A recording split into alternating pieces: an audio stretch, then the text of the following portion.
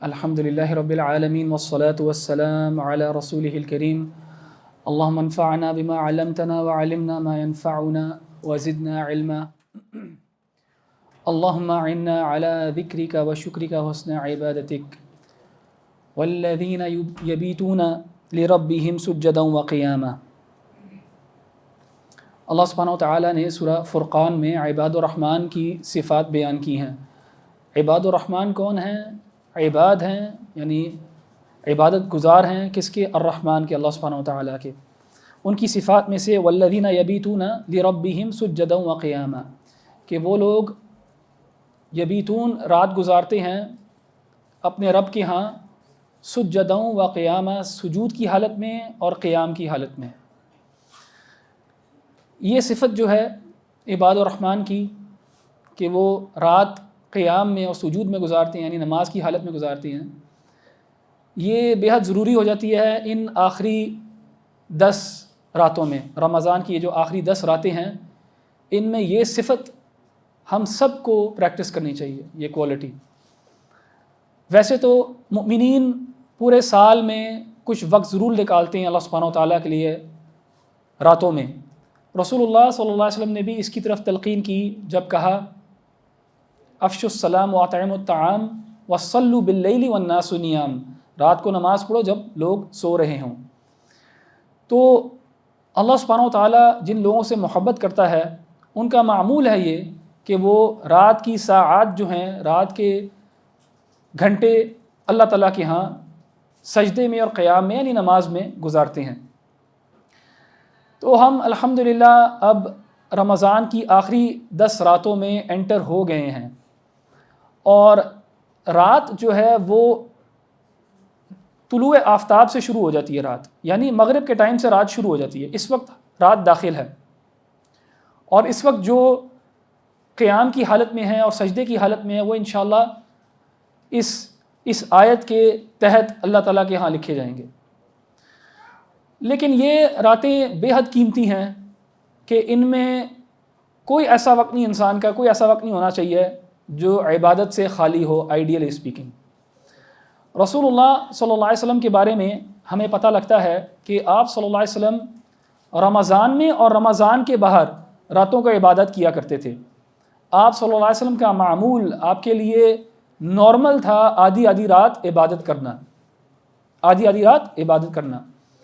رمضان کی جو پہلی 20 راتیں ہوتی تھیں تو آپ صلی اللہ علیہ وسلم عبادت بھی کیا کرتے تھے اور سوتے بھی تھے، عبادت بھی کیا کرتے تھے اور سوتے بھی تھے. لیکن جو آخری 10 راتیں تھیں ان میں خاص معاملہ یہ تھا کہ آپ صلی اللہ علیہ وسلم سویا نہیں کرتے تھے، صرف عبادت میں اپنا وقت گزارا کرتے تھے. اب یہ جو شفٹ ہے آپ صلی اللہ علیہ وسلم کی عادت میں، اس سے ہمیں پتہ لگتا ہے کہ یہ آخری 10 راتیں کتنی امپورٹنٹ ہے، کتنی اہم ہیں.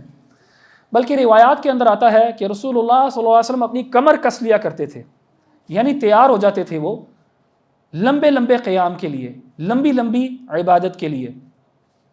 اور رسول اللہ صلی اللہ علیہ وسلم ہمارے لیے اسوہ حسنہ ہیں. رسول اللہ صلی اللہ علیہ وسلم کے ایکشنز ہمیں بتاتے ہیں کہ اللہ سبحانہ وتعالیٰ کن چیزوں سے خوش ہوتا ہے. آپ صلی اللہ علیہ وسلم ہمارے لیے یارڈ سٹک ہیں، مثال ہیں، اگزامپل ہیں. تو آپ صلی اللہ علیہ وسلم کے ان ایکشن سے ہی ہمیں پتہ لگتا ہے کہ یہ راتیں کتنی اہم ہیں. روایات میں یہ بھی آتا ہے کہ رسول اللہ صلی اللہ علیہ وسلم اپنے گھر والوں کو اٹھایا کرتے تھے، جگایا کرتے تھے اور انکریج کیا کرتے تھے ان کو کہ وہ بھی رات کو عبادت میں گزاریں. تو یہ آخری 10 راتیں بے حد ضروری ہیں، خاص طور پہ ان میں جو آخری آڈ نائٹس ہیں، طاق راتیں، 21، 3، 5، 7 اور 9، کیونکہ ان راتوں میں امکان ہے کہ لیلۃ القدر بھی ہو. اور لیلۃ القدر کے بارے میں آپ سب کو پتہ ہے، اللہ تعالیٰ نے قرآن میں کہا خیر من الف شہر، کہ یہ بہتر ہے دین 1000 months، بہتر ہے دین 1000 months. یعنی اپر لمٹ اس کی کوئی نہیں ہے، منیمم ہے یہ 1000 مہینے منیمم، یعنی اس سے اوپر بھی ہے. اور اگر آپ میتھ کریں تو یہ 1000 مہینے 83 ایئرز بنتے ہیں. اللہ سبحانہ وتعالیٰ آپ کو اور مجھے اپرچونٹی دیتا ہے، ایک رات عبادت کریں گے تو 80 سے زائد سال ابھی ہم منیمم کی بات کر رہے ہیں، 80 سے زائد سال کی عبادت ہے. تو حسرت ہوگی ان لوگوں کو جو لوگ ان راتوں کو، ان اوقات کو ضائع کرتے ہیں، اور آخرت والے دن جب وہ دیکھیں گے کہ انہی کے دوست یار، انہی کے رشتہ دار، انہی کے ساتھ جن کے ساتھ وہ اٹھتے بیٹھتے تھے، ان کو نوازا جا رہا ہے، ان کو 80 سال کی عبادات ملی جا رہی ہیں. کیوں؟ کیونکہ انہوں نے صرف ایک رات عبادت کی تھی.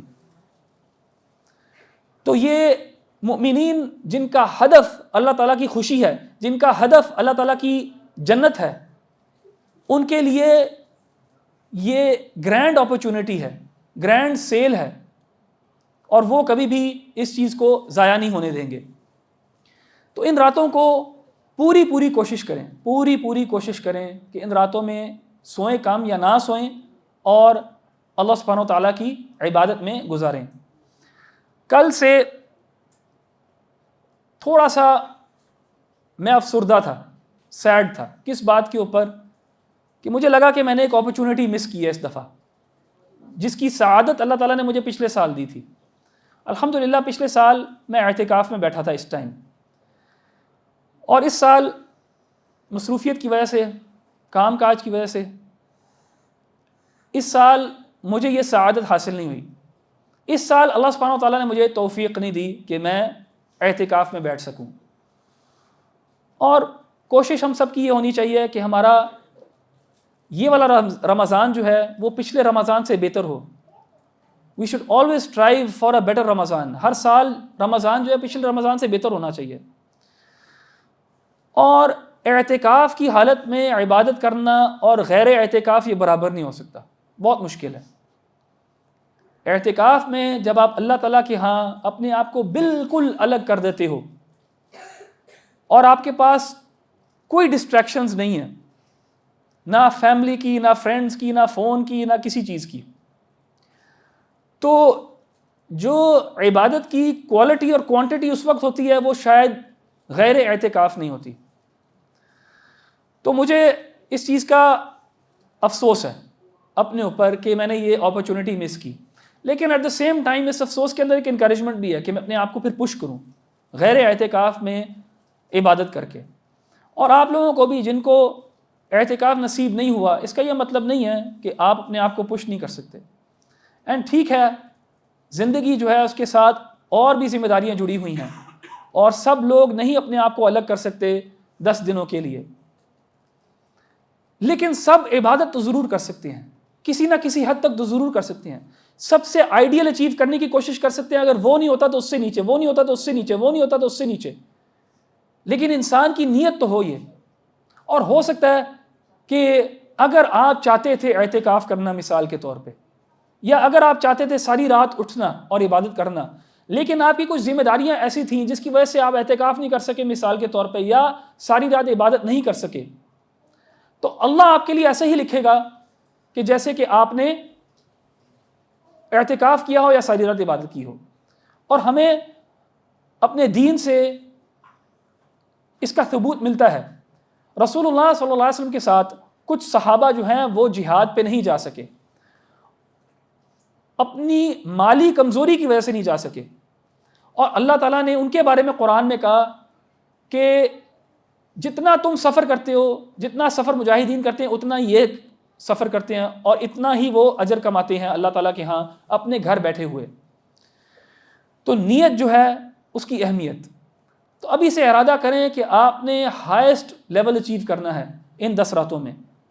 پختہ وعدہ کریں اپنے ساتھ، یہ پختہ ارادہ کریں، اور اس کے بعد پھر کوشش کریں. اس میں جتنا انسان فال شارٹ کرتا ہے، اللہ تعالیٰ بے نیاز ہے، اللہ تعالیٰ کے خزانوں میں کوئی کمی نہیں ہوتی.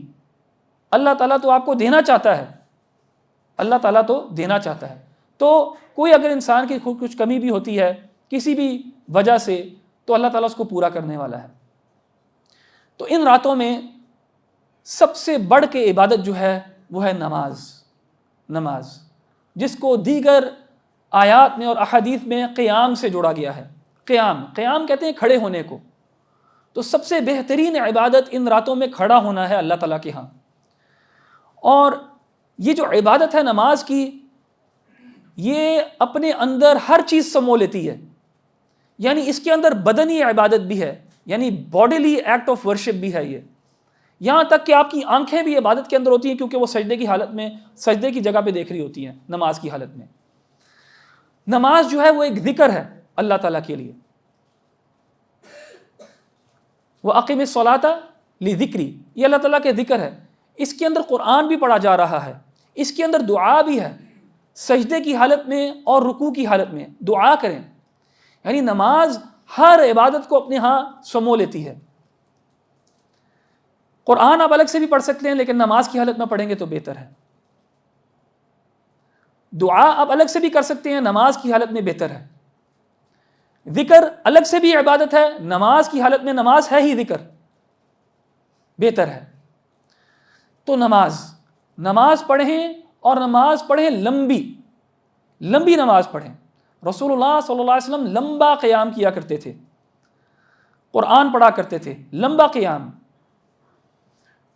اور اس لمبے قیام کے ساتھ لمبا رکوع. آپ صلی اللہ علیہ وسلم کا رکوع بھی لمبا ہوا کرتا تھا, قیام کے ساتھ پروپورشنٹ تھا. اگر قیام لمبا کیا تو رکوع بھی لمبا, اس کے بعد سجدہ بھی لمبا. اس سجدے کے اندر اللہ تعالیٰ سے دعا مانگیں. اقرب ما یکون العبد من ربہ وہو ساجد, سب سے قریب تر بندہ اپنے رب کے کب ہوتا ہے؟ جب وہ سجدے کی حالت میں ہوتا ہے. تو اس سجدے کی حالت میں دعا مانگے, بے حد دعا مانگے اللہ سبحانہ وتعالیٰ سے. اگر قرآن زیادہ یاد نہیں کیا اور اس کے ساتھ قیام اس طرح نہیں کر سکتے تو مصحف پکڑ لیں ہاتھ میں, فون پہ کھول لیں قرآن, پورا سپارہ پڑھے قیام کی حالت میں. اور یہ ایک انکریجمنٹ بھی ہونی چاہیے کہ زیادہ سے زیادہ قرآن یاد کرنے کی کوشش کریں تاکہ کسی بھی ایڈ کے بغیر انسان قیام کر سکے. اور یہ ہمارے ہاں ایک مسکنسیپشن ہے کہ اگر حفظ کرنا ہے تو چھوٹی عمر میں ہی کرنا ہے ورنہ نہیں کرنا. ہاں اس میں کوئی شک نہیں ہے کہ الحفظ فی الصغر کالنقش فی الحجر, کہ بچپن کا یاد کیا ہوا پتھر پہ لکیر ہے, لیکن اس کا یہ مطلب نہیں ہے کہ بڑی عمر میں انسان یاد نہ کرے. تو یاد کرنے کی کوشش کریں. جز عامہ یعنی 30واں پارہ سب کو یاد ہونا چاہیے, 30واں پارہ. اور یہ آسان ہے, مشکل نہیں ہے, صرف تھوڑی سی کوشش کرنی ہے. تو اپنے آپ کو انکریج کریں قرآن کچھ یاد کرنے میں. نہیں یاد, مصحف پکڑ کے پڑھ لیں. اتنا قیام کریں کہ آپ کے گوڈوں میں, گٹوں میں اور لوور بیک میں, کمر میں محسوس ہو آپ کو کہ آپ نے اللہ تعالیٰ کے سامنے حاضری لگائی ہے, آپ اللہ تعالیٰ کے سامنے کھڑے ہیں. تاکہ جب اپنی حاجات اللہ تعالیٰ کے سامنے رکھیں تو اللہ تعالیٰ بھی کہنا کہ ہاں میرا بندہ جو ہے نا صحیح عبودیہ کے ساتھ آیا ہے, صحیح سرویٹیوڈ کے ساتھ, بندگی کے ساتھ آیا ہے. تو نماز لمبا قیام کریں. یہاں پہ بھی الحمدللہ آپ کا قیام اللہ تعالیٰ کے ہاں مقبول ہے تراویح کی حالت میں, لیکن اس کے بعد گھر جا کے بھی قیام کریں قرآن کے ساتھ جس حد تک کر سکتے ہیں. قیام کے ساتھ ساتھ قرآن بھی پڑھیں. اگین میں نے کہا کہ سب سے بہترین جو ان سب چیزوں کو اپنے اندر شامل کر لیتی ہے وہ نماز ہے. لیکن اگر نماز پڑھ کے انسان مثال کے طور پہ 4 رکعت کے اندر وہ سپارہ ختم کرتا ہے اور تھوڑی سی اس نے بریک لینی ہے, بیٹھ کے قرآن پڑھیں. قرآن پڑھ لیا, بیٹھ کے اللہ تعالیٰ کا ذکر کریں. دعا کی کوئی کتاب اٹھائیں, دعا کو یاد کریں, دعا کو سیکھیں. اور ایک چیز, اپنی ان 10 راتوں کی ایک تھیم بنائیں. تھیم سے کیا مراد؟ بیٹھیں اپنے بارے میں سوچیں, آپ اور میں کیا چیز ہم چاہتے ہیں اللہ سبحانہ و تعالیٰ سے, کیا چیز ہم چاہتے ہیں, کس چیز کی کمی ہے ہماری زندگی میں, کس چیز سے آپ اور میں اسٹرگل کر رہے ہیں.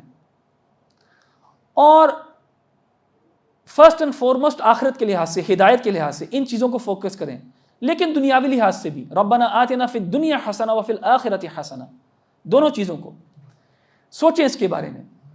اور کچھ چیزیں آئیڈینٹیفائی کریں, 1 2 3 چیزیں آئیڈینٹیفائی کریں. وہ جب آئیڈینٹیفائی کر لی ہیں تو روز اللہ تعالیٰ سے مانگنی ہے, روز بار بار مانگیں, گڑ گڑا کے مانگیں. میں ایک چھوٹا سا پرسنل واقعہ آپ سے شیئر کرتا ہوں. مجھے اچھا نہیں لگتا پرسنل واقعات شیئر کرنا, لیکن انشاءاللہ اس میں فائدہ ہوگا. کیونکہ یہ جو میں بات کر رہا ہوں نا, ایک تھیم بنائیں اپنی دعا کی, اللہ تعالیٰ سے مانگے جا کے.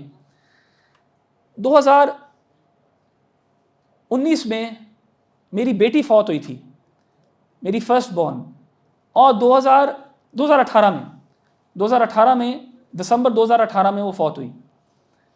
اس کے بعد 2019 میں اللہ سبحانہ تعالیٰ نے مجھے توفیق دی کہ میں اللہ تعالیٰ کے گھر حاضر ہوں عمرہ کے لیے 2019 میں، اور وہ جو عمرہ کا میرا ٹرپ تھا اس میں میری جو دعا تھی یا جو تھیم تھی میرے لیے، آپ سمجھیں، وہ تھی کہ اے رب مجھے اولاد سے نواز، لیکن صرف اولاد سے نہیں، نیک، صالح اور صحت مند اولاد، نیک، صالح اور صحت مند اولاد سے مجھے نواز۔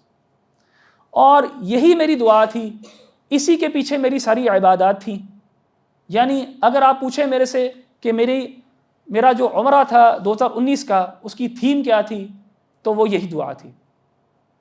اور الحمدللہ اس کے 2 سال کے اندر اللہ تعالیٰ نے مجھے 2 بچے دیے، ایک بیٹی اور ایک بیٹا۔